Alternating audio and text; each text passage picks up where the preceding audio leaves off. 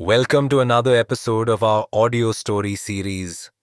In this podcast, we bring you Last Brew, a heartwarming and haunting tale set in the rain-soaked streets of old Bangalore. It's a tale of one man, one city, and a final brew that refuses to let the past fade quietly.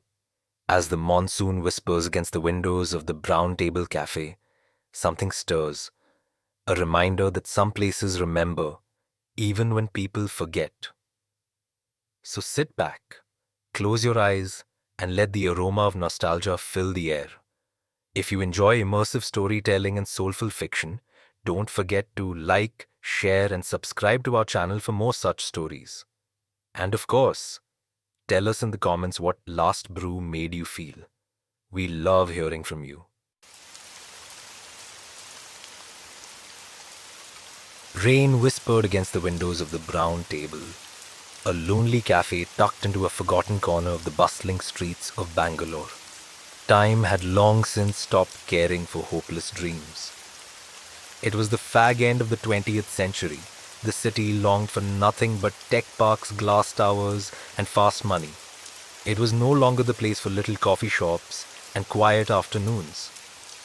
Ezra watched as the world outside blurred in the late monsoon showers. It felt personal. Even on his last day, Bangalore still seemed to reject him. Jingle bells on a frosty night, shining stars, the snow so white. The song drifted softly over the radio. Ezra scoffed at it. December had barely arrived, yet all of Bangalore shimmered from the festive warmth, none of which reached him. He swept over an already clean counter mechanically, willing the day to an end. His unmarked register lay open. No customers again. He snapped it shut and threw it in his bag. This humiliation will end tomorrow. The keys would be handed over to a developer who planned to turn the place into a beauty salon, far more fitting for a city standing on the edge of its own renaissance. He had tried to keep it alive. His father's dream, his inheritance, but the city had moved on too fast, and he never kept up. Some Christmas gift he'll be dragging home to usher in the new millennium. The bell above the door chimed, snapping him out of his melancholy. He looked up, half expecting it to be a drenched passerby, seeking shelter from the downpour. Instead, a posh-looking middle-aged woman stood in the doorway, shaking out a wet umbrella. His eyes immediately locked onto her shawl that was patterned in red, black, and ivory. Naga, he thought, no doubt about it. "It's a shame you're closing already," she said, stepping inside as if she owned the place. Ezra frowned. "We've been closed for weeks, technically. Just wrapping things up." She smiled faintly, her eyes steady on him. He resisted the urge to look away. He was used to the stares, the questions, the quiet suspicion, his face always a little too foreign for comfort. But her gaze held something else. Recognition, warmth, comfort. "I'll have the usual then," she said, as if they'd done this 100 times before. "The usual?" Ezra blinked. "I'm sorry, but I've never seen you before." He cringed at himself before quickly adding, "I mean, I don't remember." Her smile didn't falter. "It's all right, Ezra. I haven't been very present either. And it really has been a long time." She paused, then added softly, "I'd like a bamboo brewed coffee, if that's okay." Ezra stared at her. The cafe suddenly felt smaller, and his chest felt tight. He was 14 again, grumbling over the counter as his father fussed over the new charcoal grill. The kitchen had been a chaos, the smell of the citrusy Naga coffee beans permeating the air. Hollow bamboo tubes were scattered across the room. His father's words echoed in his ears. "It's your heritage, Ezra. You should be proud of it." There is no way she could know about that brew. It wasn't on any menu. It wasn't even authentic. Just his father's bastardization of a traditional Naga technique to suit a foreign palate. "What is it?" the woman asked gently. "Do you not brew those anymore?" Ezra swallowed. "It's just, no one's ever ordered that before." She smiled again knowingly. "Then brew it one last time, for old time's sake." Hands trembling slightly, Ezra measured the beans from the tiny jar his father had kept locked away like treasure. He fumbled with the old grill and fished a bamboo tube from his stash he kept around, more as a reverence than use.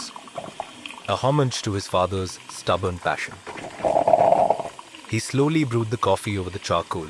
The nostalgic scent of floral and citrus aromatics filled the lonely cafe. When the coffee was ready, he placed the steaming cup before her. She took a slow sip, closed her eyes, and smiled. It was the look of somebody returning home after a long, long journey. The radio crackled.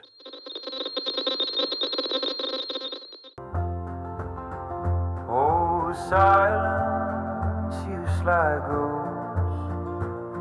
You haunt the spaces I love most. In the corners where thoughts decay. It was his father's favorite song. He frowned at the old radio. The dial was untouched. It was unlikely that a small radio station known for its pop hits would suddenly pull out a slow song from the 60s. The woman opened her eyes. "Your father used to hum this every time he brewed his bamboo coffee." Funny how the world works, isn't it? Of all the songs it could choose, it picks this one at this very moment. Ezra's throat tightened. "Who are you really?" Her eyes drifted past him to the wall behind. The wall of accolades from when the cafe was at its peak.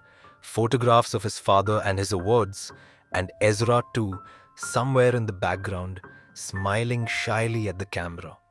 A lost era that died with his father. The woman reached into her shawl and fished out a few notes, counting them carefully. She glanced back at him and placed a note on the counter. "Some places remember, Ezra, even when people forget." "Brew it again tomorrow, will you?" she asked, nodding towards the cup. Ezra nodded as he moved to tuck away his only earning of the day, then paused. It was a 100 rupee note. He fumbled to pull out the change from the creaking drawer and looked up to see her at the door already. "Wait," he called out, voice cracking. The bell above the door chimed as she stepped into the night. The moonlight colored her in an ethereal glow. It had stopped raining, he realized with a start. She looked back at him and the shop with one last smile and walked away. He stared at the note and back at the door. Something about her, the familiarity, her eyes, it gnawed at him, like a forgotten name on the tip of his tongue. It wasn't until later that night, as he closed up the cafe for the last time, did he notice the photograph that caught the woman's attention that evening. Ezra traced his fingers over the old frame slowly, the wood dulled by time, chipped and peeling varnish. The photograph was yellowed, the once bright image now muted in sepia. It was the inauguration of the cafe 20 years ago. He must have been just a toddler. His father smiled back at him, scissors in hand, cutting a ribbon. Around him stood a small crowd of locals. Ezra recognized a few of them as his father's friends. His father had never quite fit in. His accent was strange, his customs unfamiliar, and his coffee even stranger. But he had a kind of stubborn warmth, a charm that disarmed suspicion and turned strangers into loyal friends. His brow furrowed as he noticed a woman in their midst. She wasn't from Bangalore. Her crescent-shaped eyes and striking shawl made her stand out. His breath caught. It was her, only younger, brighter but just as radiant. Ezra stood there for a long time, the floral aroma from the only coffee of the day still heavy in the air. He stared at the note she left him, something tugging. He slowly examined the note, turning it in his fingers, and froze. Faint but unmistakable were 3 letters in black ink: R-E-J. His father's initials. He felt tears prickle his eyes. It was the same handwriting that once signed Ezra's report cards and the first menu of the Brown Table 2 decades ago. His hands trembled as he reached for an empty photo frame from the pile he was about to throw out and placed the 100 rupee note in it. He hung the frame carefully on the wall of accolades and stepped back to admire it. His only contribution to the wall. But it felt like a beginning, not the end. Ezra didn't wait for morning. He walked to the door and took in the quiet magic of moonlit Bangalore. The misty street lamps and the scent of petrichor. In the distance, he could still hear a few honks. Somewhere beneath all the concrete chaos, old Bangalore still breathed. At that moment, Ezra decided to draw a line. He wasn't closing, not tonight. Let the city chase its skyscrapers and digital dreams. Let it forget the taste of a good brew and the comfort of an old song. He would stay. He would remember. He flipped the sign open, and Bangalore, in its own way, responded. By dawn, the little nook in Naga was still sleepy, but the air was rich with citrus and smoke. A tinny radio sang the latest pop hits, and the scent of bamboo coffee curled through the streets, calling to the joggers and the milkmen. The Brown Table had a new sign on the window. Today's special, bamboo coffee. The bell above the door jingled. The young barista looked up with a smile, ready to serve a city that had forgotten how to pause.